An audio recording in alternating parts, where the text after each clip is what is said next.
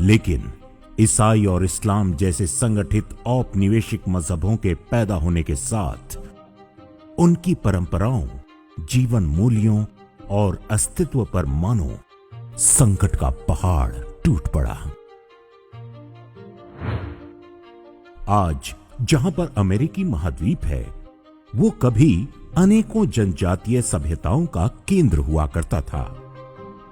माया, इनका, ओल्मेक और एज़टेक जैसी सभ्यताएं यहां पर रहती थीं। इन सभी की अपनी भाषाएं और रहन सहन था। इन्हीं मूल निवासियों को रेड इंडियंस भी कहा जाता है। 12 अक्टूबर ईस्वी वर्ष 1492 को कोलंबस के पैर अमेरिका की धरती पर पड़े। कोलंबस यहां पर भटकता हुआ पहुंचा था, लेकिन पहुंचकर घोषित किया कि उसने एक नया महाद्वीप खोज निकाला है। इसके बाद कोलंबस के नेतृत्व में मूल निवासियों पर अत्याचारों का जो क्रम आरंभ हुआ, उसके बारे में आज भी बहुत कम लोग जानते हैं। ये अलग रूपों में आज भी जारी है। कोलंबस सबसे पहले जिस बहामास आइलैंड पर पहुंचा था, वहां रहने वाली ओरवॉक सभ्यता मात्र 50 वर्ष में पूरी तरह नष्ट कर दी गई। ये इतने सरल और निष्कपट लोग थे कि जब कोलंबस वहां आया तो उन्होंने उसको देवदूत समझकर उसका स्वागत किया था। इतिहासकार वोल्फगैंग हायस और मेयर राइनहोल्ड ने अपनी पुस्तक the classical tradition and the America में बताया है कि अमेरिकी मूल निवासियों को ईसाई बनाने के लिए कैसे कैसे अत्याचार किए गए। ईसाई बनने से मना करने वाले मूल निवासी पुरुषों और स्त्रियों को मार दिया जाता था और उनके बच्चों को बंदी बनाकर चर्च में डाल दिया जाता, ताकि वो बिना किसी विरोध के ईसाई बन सके। वहां भी कुपोषण और बीमारियों से बड़ी संख्या में रेड इंडियन बच्चों की मौत होती थी। अमेरिकी महाद्वीप के देशों में आज भी बच्चों की सामूहिक कब्रें पाई जाती हैं। माना जाता है कि चर्च में बच्चों के यौन शोषण की परंपरा उसी समय शुरू हुई थी। इनमें से कई स्कूल 20वीं शताब्दी के अंत तक चलते रहे थे। कोलंबस के आगमन के समय अर्थात वर्ष 1500 के आसपास अमेरिका में मूल निवासियों की संख्या लगभग 6 करोड़ थी। 100 वर्ष बाद ईस्वी सन 1600 में उनकी संख्या केवल 1 करोड़ बची। आज उनकी संख्या 28 लाख से भी कम है। इनमें से भी कई ईसाई जीवन शैली में ढल चुके हैं और नाम मात्र के रेड इंडियन हैं। ये स्थिति केवल अमेरिका तक सीमित नहीं थी। ऑस्ट्रेलिया, अफ्रीका और एशिया में रहने वाली जनजातीय सभ्यताओं को भी इसी तरह समाप्त किया गया। यूरोप के अलग अलग देशों से नाविक वहां पहुंचे। इन सभी औपनिवेशिक अभियानों के 3 उद्देश्य होते थे: God, glory and gold. God अर्थात वहां के मूल निवासियों को बलपूर्वक ईसाई बनाना। ग्लोरी अर्थात जिस राजा ने उन्हें भेजा उसके राज्य को और विस्तार देना। गोल्ड अर्थात नए क्षेत्रों में पहुंचकर वहां सोने और अन्य बहुमूल्य धातुओं की खोज करना। मूल निवासियों को गुलाम बनाकर इन खदानों में मजदूरी कराई जाती थी। वर्ष 1763 में अमेरिका में स्मॉल पॉक्स अर्थात चेचक महामारी फैली थी। पहले ये कुछ क्षेत्रों तक सीमित थी, लेकिन अमेरिका सेना ने चेचक के मरीजों के कंबल रेड इंडियंस के कबीलों में बंटवाने आरंभ कर दिए। इसे विश्व का पहला जैविक हमला भी माना जाता है। इसमें कई लाख मूल निवासी रेड इंडियंस की मौत हुई थी।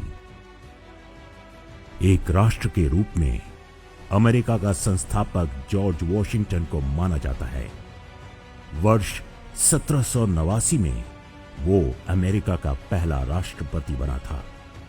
उसके समय में ही मूल निवासियों को सभ्य बनाने के नाम पर उनकी संस्कृति और भाषा को नष्ट करने का अभियान सबसे बलपूर्वक चलाया गया था। इतने भर से भी संतोष नहीं हुआ तो पूरे अमेरिका में बाइसन अर्थात जंगली भैंसे को मारने का अभियान शुरू किया गया। रेड इंडियन समुदायों के बीच जंगली भैंसा बहुत पवित्र जानवर माना जाता था। वे इसका शिकार करते थे और सामूहिक रूप से इसका भोजन करते थे। जंगली भैंसों की चर्बी ईंधन के रूप में प्रयोग होती थी। खाल और बालों से कपड़े बनाए जाते थे। रेड इंडियन समुदायों के तांत्रिक अनुष्ठानों में इसकी हड्डियां प्रयोग होती थीं। वर्ष 1870 में लिए गए इस चित्र को देखिए। ये मारे गए जंगली भैंसों की हड्डियों का पहाड़ है। अमेरिकी सेना ने इतनी बड़ी संख्या में जंगली भैंसों को मार डाला कि वे लगभग विलुप्त हो गए। परिणाम ये कि रेड इंडियंस लोगों के आगे खान पान और अपनी परंपराओं के निर्वाह का संकट पैदा हो गया। यही वो मॉडल है जिसके अंतर्गत भारत में गायों और बैलों की हत्या कराई जाती रही है। ईसाई अत्याचार के उस युग में कई रेड इंडियंस ने जंगलों और पहाड़ों की शरण ली और वहां छिपकर किसी तरह अपने बहुमूल्य जीवन और संस्कृति को बचाया। अफ्रीकी देश कीनिया के पूर्व प्रधानमंत्री जोमो केन्याटा का यह कथन बहुत प्रसिद्ध है कि जब ईसाई मिशनरी अफ्रीका आए तो उनके पास बाइबल थी और हमारे पास जमीन। उन्होंने हमसे कहा कि आंख बंद करके प्रार्थना करो। जब हमने आंखें खोली तो पाया कि हमारे पास बाइबल थी और उनके पास जमीन। इसी तरह दक्षिण अफ्रीका की गायिका मिरियम मकेबा मूल निवासियों पर ईसाइयों के अत्याचार के विरुद्ध खुलकर बोलती थी। उनका ये कथन पूरे विश्व में इंटरनेट पर वायरल हुआ था। The conqueror writes history. They came, they conquered, and they wrote. Now you don't expect people who came to invade us to write the truth about us. They will always write negative things about us. And they have to do that because they have to justify their invasion. We don't write our history. It has always been handed down to us orally by our elders. Of course, the white man came and he writes history. In fact, you don't know anything about any place until the white man gets there. Until the white man comes to any place, nothing lives. It's only when he comes and say, "Boof, I've discovered you, now you exist," which is ridiculous.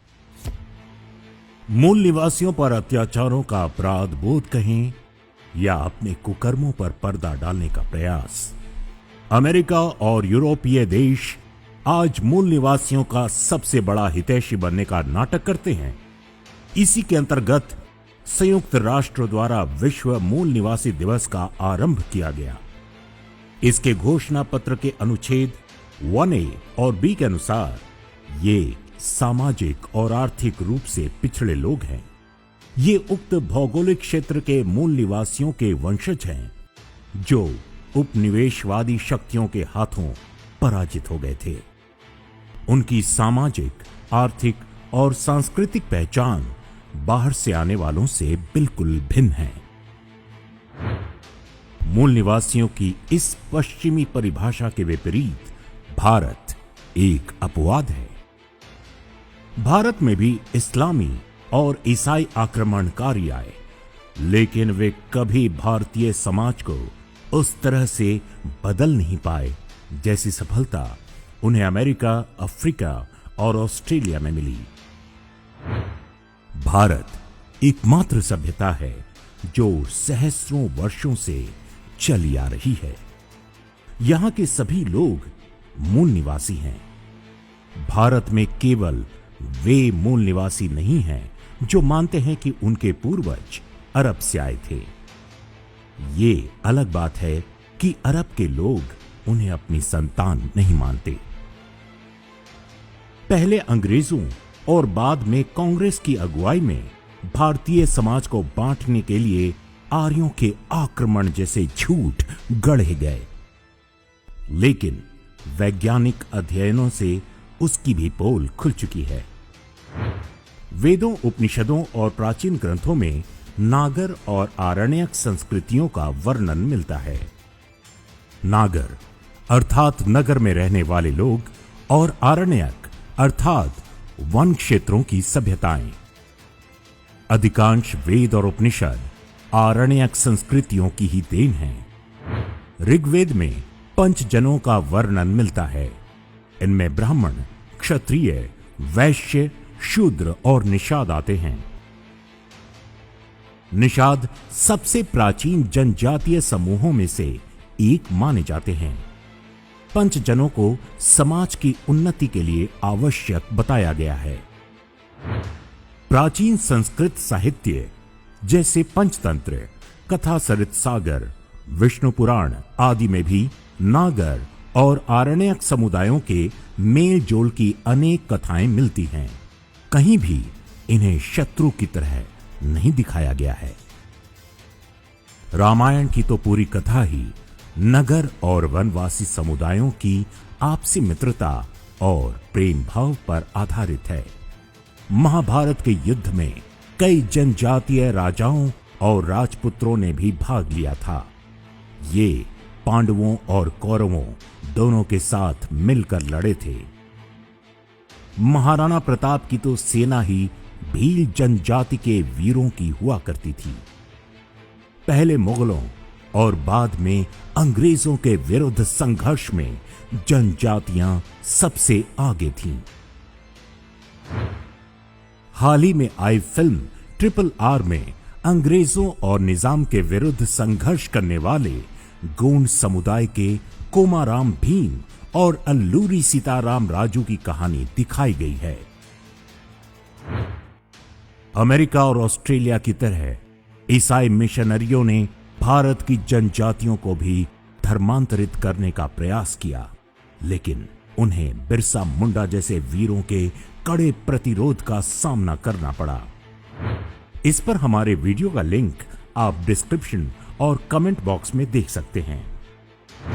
जिन ईसाई मिशनरियों ने विश्व भर में करोड़ों मूल निवासियों का नरसंहार और धर्मांतरण कराया, आज वे ही उनके नाम पर पाखंड करने में सबसे आगे हैं।